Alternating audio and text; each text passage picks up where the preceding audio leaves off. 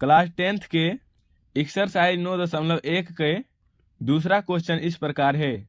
आंधी आने से एक पेड़ टूट जाता है और टूटा हुआ हिस्सा इस तरह से झुक जाता है कि पेड़ का शिखर जमीन को छूने लगता है और इसके साथ 30 डिग्री का कोण बनाता है।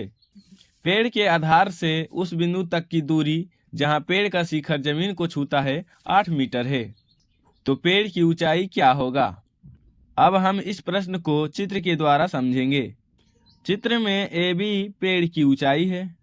यहाँ हमने ऐसा माना है। यहाँ जिस बिंदु से पेड़ टूटता है उस बिंदु को हमने D बिंदु माना है और जहाँ पेड़ का शिखर जमीन को छूता है उस बिंदु को हमने C बिंदु माना है। चित्र में पेड़ के शिखर का उन्नयन कोण 30 डिग्री है। पेड़ के तल से उस बिंदु के बीच की दूरी 8 मीटर है। चित्र में AD की ऊंचाई और CD की ऊंचाई समान होगा क्योंकि CD टूटा हुआ भाग है।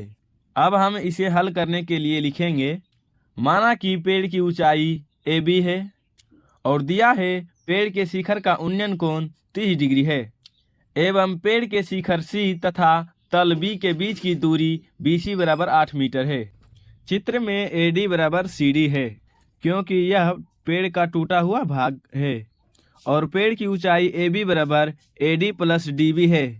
इसे समीकरण 1 मानेंगे जैसा कि चित्र में दिखाया गया है।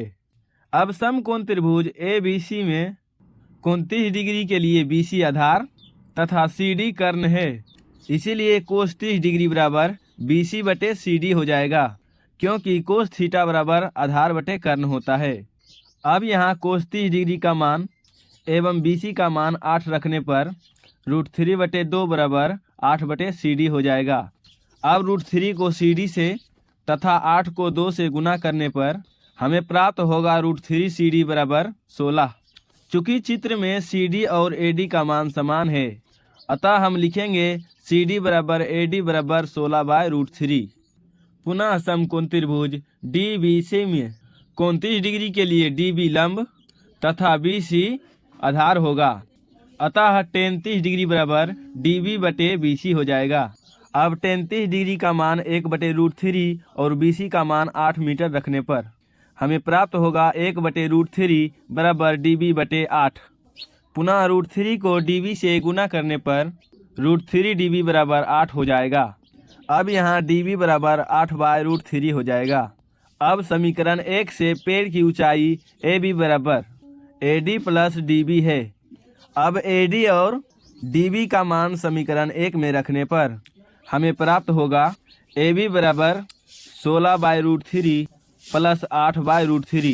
अब इन दोनों को जोड़ने पर हमें प्राप्त होगा 24 बाय √3।